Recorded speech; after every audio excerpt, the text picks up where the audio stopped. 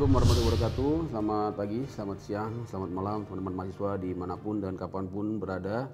Sampai bertemu lagi dengan saya Ardiansyah, Sarjana Hukum Magister Hukum dalam mata kuliah Hukum Keuangan Negara. Kita sudah menginjak di pertemuan ke-12. Di pertemuan ke-12 ini kita akan bahas tentang sistem pengendalian internal ya, SPI ya, dari pemerintah. Apa itu SPI? Ya teman-teman bisa lihat di peraturan perundang-undangan, yaitu PP 28 tahun 2008, yaitu proses integral pada tindakan dan kegiatan yang dilakukan secara terus-menerus oleh pimpinan dan seluruh pegawai untuk memberikan keyakinan memadai atas tercapainya tujuan organisasi ya, melalui kegiatan efektif, efisien, keandalan pelaporan keuangan, pengamanan aset negara, dan ketaatan ini ya. Bagaimana definisi itu dapat kita uraikan? Yang pertama dari segi prosesnya tentunya ya. Prosesnya apa? Terintegrasi ya.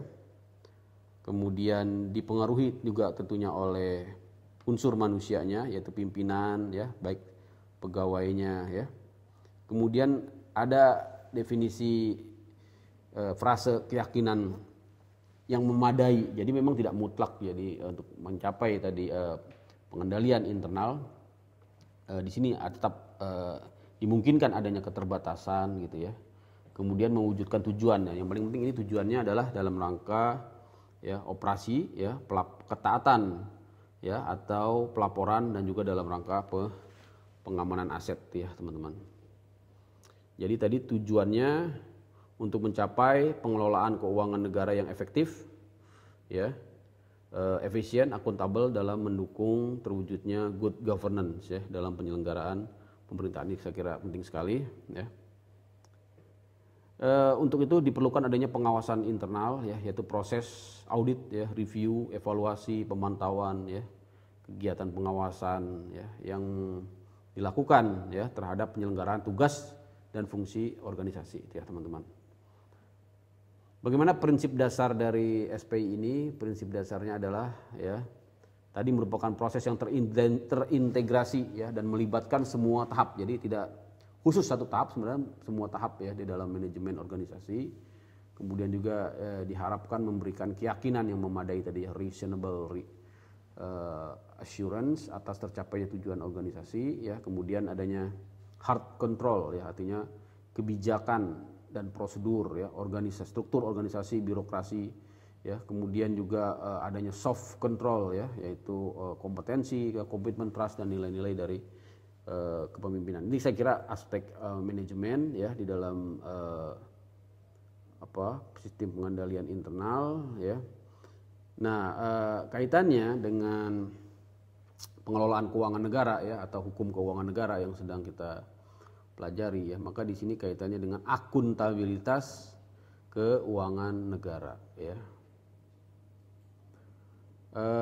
Apa yang menjadi titik permasalahan di sini?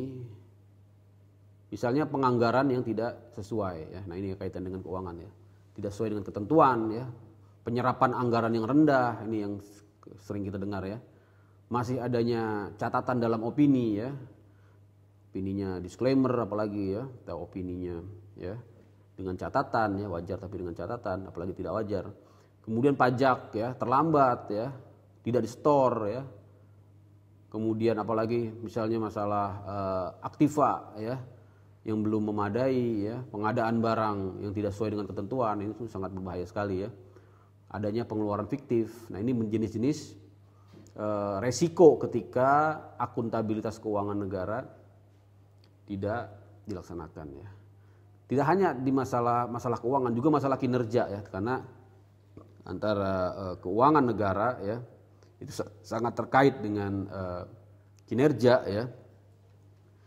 Misalnya tidak menjadikan proses kerja ya, kinerja tugas dan fungsi ya, kegiatan itu tidak mengacu kepada rencana pembangunan jangka menengah ya, ataupun RPJM ya. Jadi artinya tidak terstruktur ya, renstranya tidak terstruktur. Kemudian tidak adanya indikator kinerja yang belum terukur. Nah, ini kaitannya dengan kinerja. Kemudian tidak adanya pedoman evaluasi yang belum ada ya. Maka di sini diperlukan penguatan ya, sistem pengendalian internal ya, penguatan komitmen, penguatan manajemen ya, aset ya, agar tertib, identifikasi risiko ya dalam pengelolaan, dalam pengadaan barang dan jasa ya, termasuk peningkatan SDM ya, itu ya.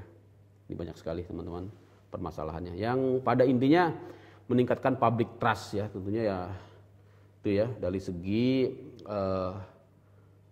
masyarakat ya.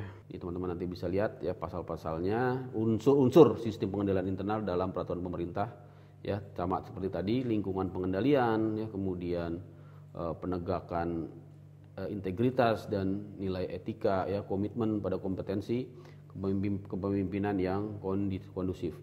Kemudian penilaian resiko ya, melakukan identifikasi dan analisis terhadap resiko ya, ini juga sangat penting sekali diatur di dalam PP tadi ya yang sudah kita sebutkan.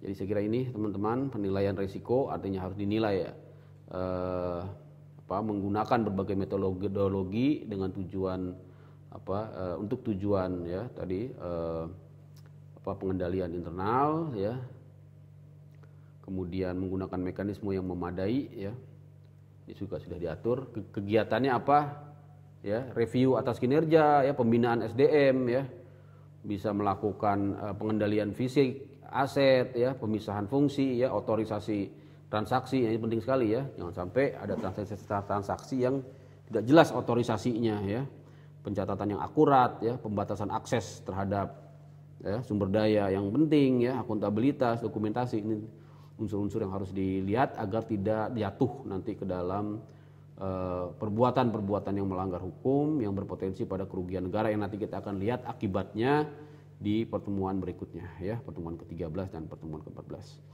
Saya kira itu intinya, kegiatan pengendalian ini sangat penting sekali untuk teman-teman pahami ya, dari segi lingkungannya ya, kemudian juga dari segi kegiatan ya, informasi komunikasi ya, unsur-unsurnya ini harus benar-benar teman-teman pahami ya. Ini silakan nanti untuk slide-nya cukup banyak, teman-teman bisa pelajari ya. Yang terakhir adalah pemantauan pengendalian internal ya. Pemantauannya itu berupa pemantauan berkelanjutan atau evaluasi terpisah dan tindak lanjut ya. Itu silakan nanti teman-teman lihat dari masing-masing definisinya ya. Kemudian juga bagaimana manfaat keterbatasan dan hambatan dalam pelaksanaan SPI ini, sistem pengendalian internal pemerintah ya. Manfaatnya tentunya tadi sudah kita jelaskan ya, untuk menjamin ya kegiatan operasional, kegiatan instansi menjadi efektif, efisien dan ekonomis, mendeteksi adanya kesalahan ya, membantu pengamanan aset, memberikan keyakinan. Tadi ini manfaatnya ini selaras dengan definisi dari SPI ya. Kemudian ini bagian akuntabilitasnya ya. Keterbatasannya apa ya, karena tadi ada keterbatasan ya, misalnya laporan pengaduan disembunyikan. Nah ini tentunya ya, laporan tidak ditindaklanjuti ya, adanya kolusi ya. Nah, ini juga prakteknya seperti itu ya, praktek-praktek kolusi ya.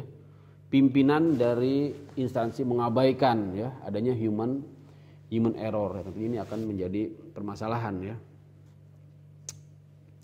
Kemudian juga masalah persepsi pimpinan ya, juga penting sekali. Bagaimana budaya masyarakat ya, organisasi ya, budaya eueuh pakeueuh ya. Kualitas SDM yang kurang memadai tentunya menghambat pengendalian internal dari pemerintah ya.